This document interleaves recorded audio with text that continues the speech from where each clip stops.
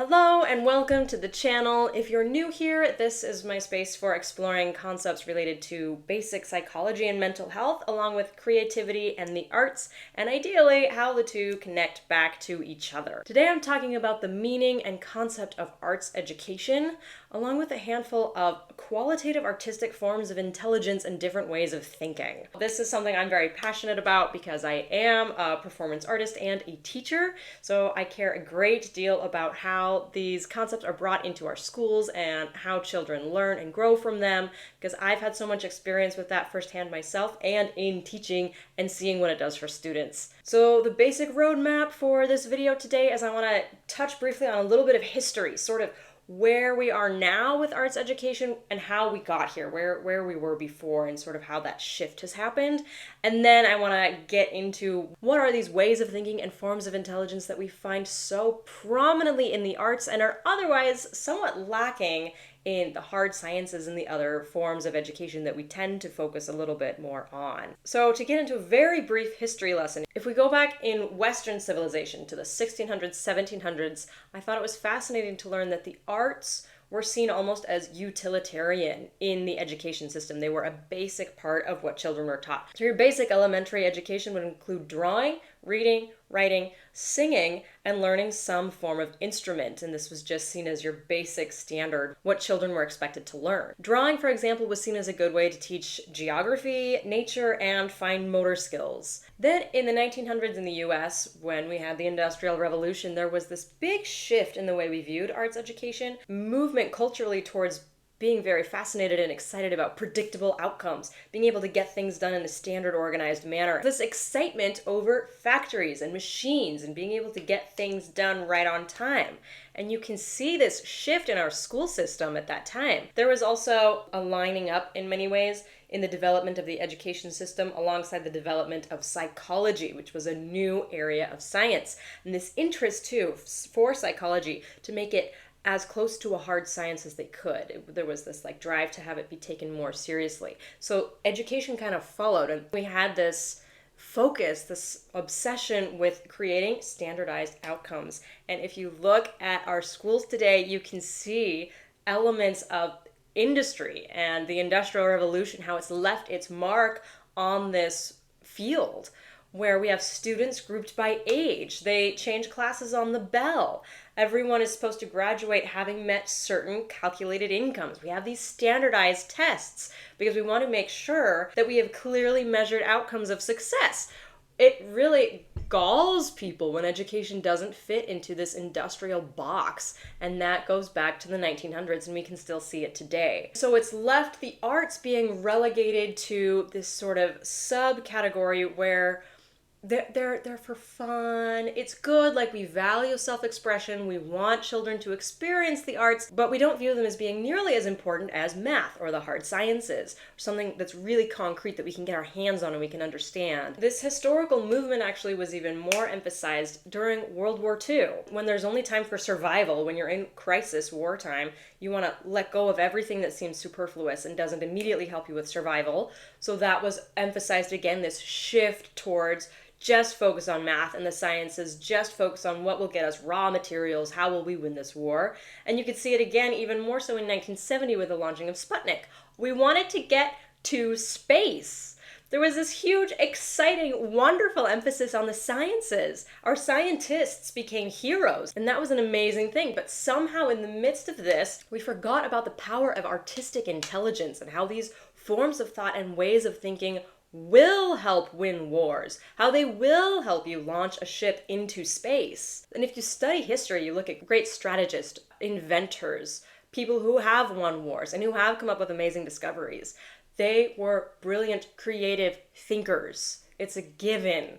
They weren't only honed in all the time on math and sciences. It's very funny to me that we feel like that's the most important thing to focus on today. We're missing this entire at least half of education. Plato believed that art should be the basis of education. And Sir Herbert Reed, he was a brilliant advocate for the arts and education. He worked as a writer, philosopher. He believed that the goal of education should be the development of artists, because any work done really well is an art.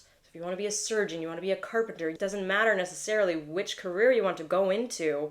He believed that our goal should be to mold all children to be artists, because it teaches all these ways of thinking. It teaches a particular pride in your work, a particular pursuit of thought and creative ways of approaching problems that was the most beneficial to creating like strong, independent, creative thinkers. And with that, I now want to jump into talking about 6 forms of qualitative artistic intelligence and ways of thinking. And I think they're really fun and fascinating. Here we go. The first is that working in the arts teaches us to make judgments about qualitative relationships. What that means is that you're studying the relationship between different elements. So if you're painting a picture, you're looking very carefully at the way the colors are relating to each other. If you're composing a piece, you're listening to the notes and you're saying, how does this note, if I add this note here, what does that do to this other chord I had in place there? You're paying very, very close attention to the way these elements relate to each other in a qualitative form, not a quantitative one. In math, we're looking at numbers and how they relate to each other, but there's no fine elements of the relationship to assess. 2 + 2 = 4. It's done. You've got it. You're not assessing the quality of the numbers or the relationship. That belongs to the arts. And so inherently, when you're doing artistic work, there is no set rubric. You're assessing this relationship, the way these elements connect to each other, and you're only done when it feels right. Working in the arts really encourages this way of thinking where you pursue an end until it kind of clicks together. And there is an element to which mathematicians and scientists, especially when they're exploring new ideas, will have that same area of thinking. It's not only in the arts, but it is emphasized in the arts. And this encourages a blending of thinking and feeling at once, which is a very useful, important way to be able to think and approach a task. We're used to today, I think, talking about how feelings get in the way, how feelings are a problem, and we need to put them over here and put our work over here. And this goes exactly against that, and it's such an important part of the human experience, and one of the huge advantages we have as people is being able to blend the two and not be afraid of that, but kind of lean into it. It helps us to ask not only what is being said, but how is it being said? Such an important life skill to develop and practice. So the first one is this, that it is increasing qualitative intelligence and our ability to compare elements based on the qualities that they possess. The second one, it encourages flexible purposing. And an easier way to think of that is to have adjustable goals. So today, especially in our society, many of us are kind of obsessed with this concept of goal setting. Figure out where you want to go and how you're going to get there, and then you step your way through. The arts so often work in the exact opposite way. You just start going, and then you will discover the ending. Again, you think of a painter or a composer. Sometimes there's a set goal in mind. Of course, any artist, like a writer, sometimes writers will have the end of the novel already figured out. Many, many artists don't work this way, and they have to start, and they keep making discoveries as they go, and then at the end, they find out what the conclusion is. It's a fascinating, very different way of thinking and working than we're used to accepting today. One that I think actually lends itself much more to real life and the stories that each of us will tell through our lives. And it encourages a way of thinking that's very opportunistic. It encourages quick thinking and the ability to keep assessing, to constantly be evaluating. Where am I? What's going on here? How is this developing? And how can I take advantage of the developments? I love goal setting. I love making plans. I think it's the best. I think it's really fun. But I have found, and it's just an element of real life, that when you set a goal and you map out how you're going to get there, if you're really glued to that goal and life doesn't help you, roadblocks get in the way, then you're going to feel wildly frustrated and really taken down. And sometimes people can't handle it depending on what goal they had in mind and whether or not what things have gotten in the way. People have like mental breakdowns. They'll have like a midlife crisis because your life isn't on track, because you've been setting yourself into this one narrow way of thinking. There are many ways of thinking. If you learn to roll with the punches, you learn to see what's coming your way and accept it and adapt. It's a brilliant way of thinking, and it helps us not only as thinkers and workers and problem solvers, but as individual people living our lives in a more healthy, natural manner. Simply put, it's the embracing of exploration and discovery over prediction and control. So much today we want everything predicted and everything controlled, and a lot of the world doesn't work that way. Anything outside of a scientific laboratory is not going to be that controlled. And that's okay. So the second one is that it encourages this kind of flexible purposing and having adjustable goals. The third one is the focus on the relationship between form and content. And this ties into what I was talking about earlier, about how we don't just focus on what is being said, but how is it being said. There is no form in math. So I can write the number 4, I can say 2 plus 2, I can show 4 hashtags, or I can write the word for. All of these mean the exact same thing. They all mean that I have a sum of 4. So in math and some forms of the sciences, the form does not matter. The content will remain the same. In most of life, this is absolutely not the case. And the arts hone in on this detail. They kind of obsess over it. In poetry, the words are written out, but if you were going to recite poetry, you would have to do a lot of thinking and evaluating over the cadence you put into the certain lines. Because how you say one line of poetry could change the meaning of the entire line. It's fascinating and fun, and it makes us think really hard about what is the form of the things that we create and what we work and the things we take in. How is the story told? How is an argument being formed and made? If you're building a door, what materials is the door made of? It probably matters. How is your workspace organized and mapped out? That matters. We understand this in a simple sense, but I think we forget how important it is on a daily level, and it's such a useful skill that the arts really emphasize. So the third one is this focus on the relationship between form and content. The fourth one is more of a way of thinking, and it's that not everything we can know can be stated propositionally.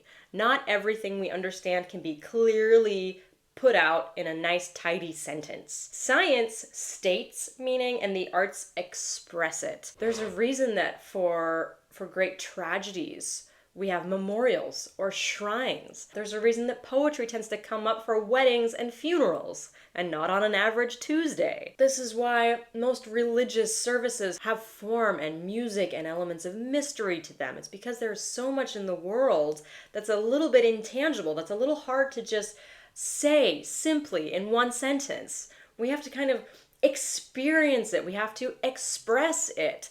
And again, going to this sort of psychological mental health side of things, if we want life to fit nicely into a box, then when it doesn't, we're going to be very anxious. We're going to be very stressed and put out and try really hard to get our fingers on it and really kind of get a hold of it. The arts celebrate this, and it teaches us as people to celebrate that as well and say, this is something mysterious, something intangible, something I can't quite get my hands on, but I'm going to appreciate it. I'm going to kind of live in it and not be afraid. The fourth one is this sort of celebration of the things that we can't put cleanly into words, that don't quite fit into a box. Number 5 is learning to work within a given medium. This is true in any kind of work that we do. We always are working with a given medium, but again, it's something that the arts sort of uniquely celebrate. So if you are a potter, you work with clay. That's your medium. You know how to shape and form clay. Very different than if you're a carpenter and you're working with wood. If you're a theater artist, you study lines and text. You work a lot on your physical body and how you move yourself and use your face. These are your tools, right?